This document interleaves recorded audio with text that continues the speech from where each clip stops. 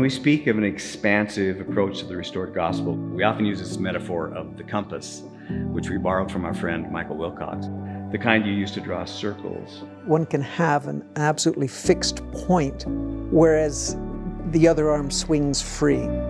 We can say that we have a foot firmly fixed in our tradition. We are rooted in the restored gospel, but we are continually drawing larger and larger circles around the scope of our knowledge, the scope of our understanding, the scope of our community.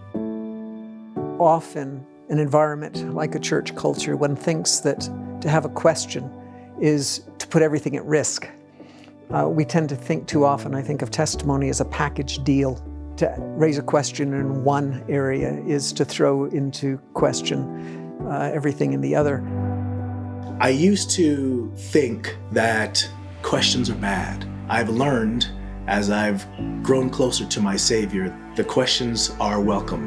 And the more we dive deeper into some of the questions we have, we gain a stronger testimony of the gospel. But it's really important to remember that doubt is a normal part of the human experience and that it can be a healthy thing to work through.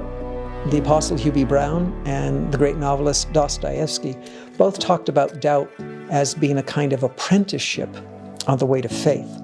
That's how I think of doubt, and that's how I've experienced doubt. I know what doubt feels like. I don't think it's healthy to push doubt down and pretend like it doesn't exist and hope it goes away. We need to be curious about what doubt is trying to teach us. I had been having a lot of questions for quite a few years and had been dealing with that by sort of doing research online, reading books, but never really telling Aubrey what I was going through. When I experienced some sort of shattering of my current understanding and didn't know what to do, that I would define this as a faith crisis and I would feel really bad about it. I remember the exact words he said. I don't know if I have a testimony. And yeah, it was like the world stopped for a minute. And it can be really scary.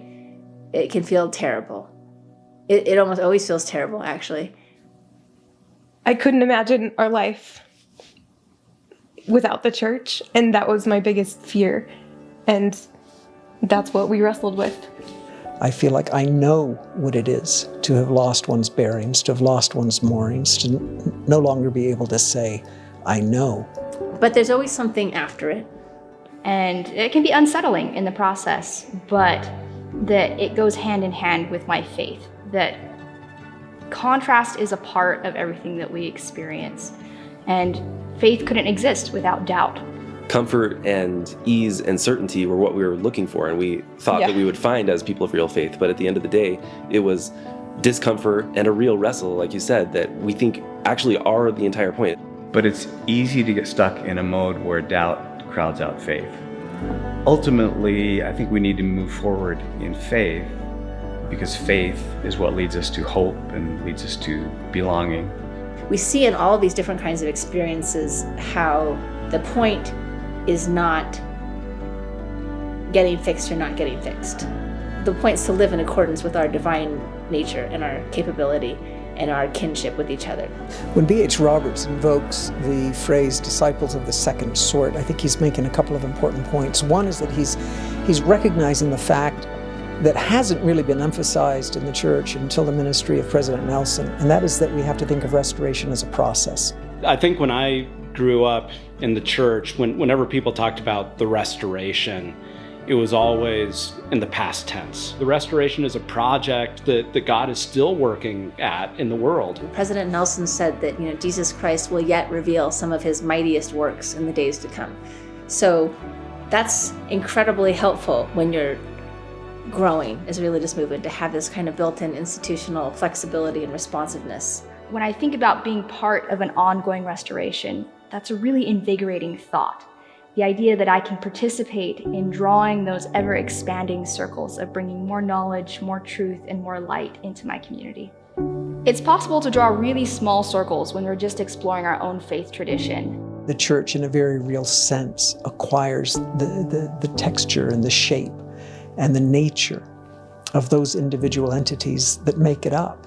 I'm part of creating this church that I want to belong to, and I'm part of the restoration. I'm here with all of my wounds and all of my fears and all of my sensitivities, and that's part of this church, and they need me here. It is so incredibly valuable to have a group of people who are faithful to each other, who have covenanted to see each other as brothers and sisters. I think that's what Faith Matters is really trying to do on all of those different levels, is recognize everyone has different gifts. That's both institutionally and culturally and individually, and embracing the truth and beauty and goodness from all of those. What does God want you to do to bring your gifts, your talents, the things that make you you, to change the world, to make it a better place? We have to create spaces to talk about things that we're going through and that our children are going through, and make it applicable to our everyday lives. Not that the gospel isn't, but we have to take that gospel and break it down to a personal level. And I love that about Faith Matters.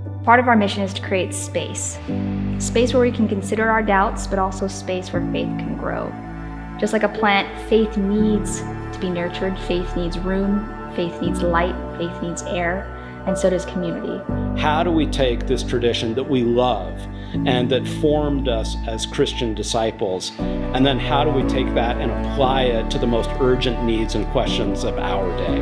A big part of the mission of Faith Matters is to expand that compass, to reach out and engage the realms of science and art and literature and bring them into conversation with our tradition to see what God has revealed in those realms.